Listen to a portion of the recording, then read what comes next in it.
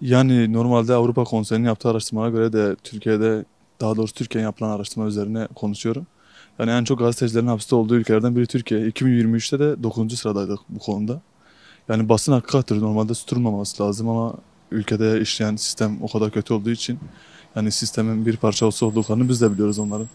Bu yüzden bizi susturuyorlar ama özgür basın yani katledilen iki arkadaşımızın da güneyde katledilen iki arkadaştan dolayı da hiçbir zaman susturulmayacak. Biz onların ardıları devamı gelecek. Hepsinin devamı olacak yani bizim gözümüzde özgür basının büyük bir emeği var.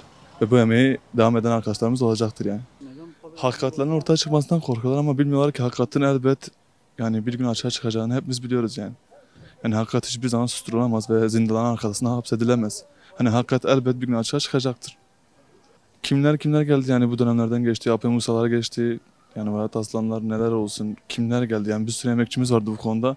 Hepsi hakikatin peşinde koştular ve hiçbiri yıldıramadı yani hakikati. Hepsinin peşinden onlarca emekçi ve basın arkadaşlarımız bu yolu devam ettirdiler. Yani atsaydı bu süreç buralara kadar gelmezdi yani. Kimler gidecek, kimler gelecek yani. Bunu emekçilerimizin bu yolda bir sürü yani zindanda olmalarına rağmen, bir sürü katledilişlere rağmen hep devam ettirdiler bir süre boyunca bunları. Hiçbir zaman bunlar susturulamadı ve gerçekler gizlenemedi yani. Gerçekleri hepimiz biliyoruz.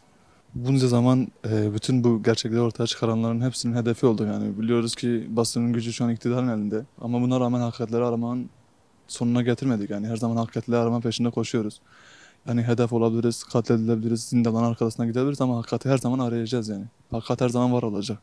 Yani basın özgürlüğü Türkiye'de olduğunu pek zannetmiyorum. Çünkü sadece Türkiye'de değil yani geçenlerde de iki kadın arkadaş öldürüldü.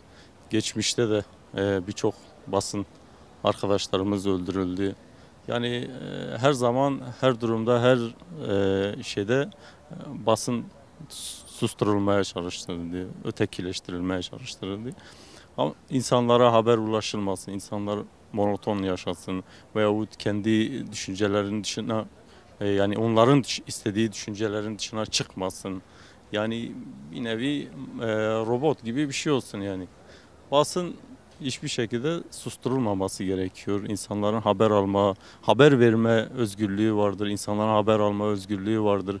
Bu kesinlikle susturulmaması gerekiyor diye düşünüyorum. Tarafsız olan, gerçek haber verme durumunda olan insanlar bugün zindanlarda çürütülüyor.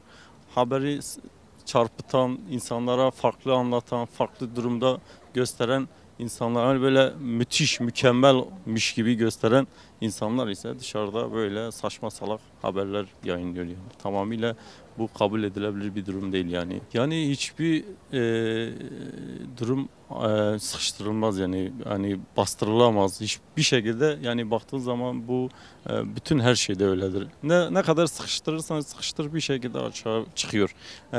Yani haber alma da öyle, haber verme de öyle. Ne kadar susturursan sustur, ne kadar baskılarsan baskıla bir şekilde insanlar bir şekilde haber veriyor birbirlerine, haberdar oluyorlar veyahut açığa çıkıyor diyelim yani. Son olarak tabii ki bu toplumun yani bir şekilde düzelebilme ihtimalini düşünebiliyorsak yine bir önceki çağrılarımızda da dediğimiz gibi okumaktır, öğrenmektir. Basından yani gerçekçi, özgürlükçü, objektif olan basından haber almaktır ve bunu hiçbir şekilde yani yedirmemektir, susturulmamaktır. Buna destek olmaktır, buna şey olmaktır yani sırt olmaktır. Yine de özgün basın tabii ki de susturulamaz. Susturulmayacak, bir şekilde kendini açığa çıkarır. Bu evrenin bir kanunudur. Yani sıkıştırılan enerji bir şekilde kendini açığa çıkarıyor. Bu da bizim özgür basınımız için de tamamıyla geçerlidir diye düşünüyorum.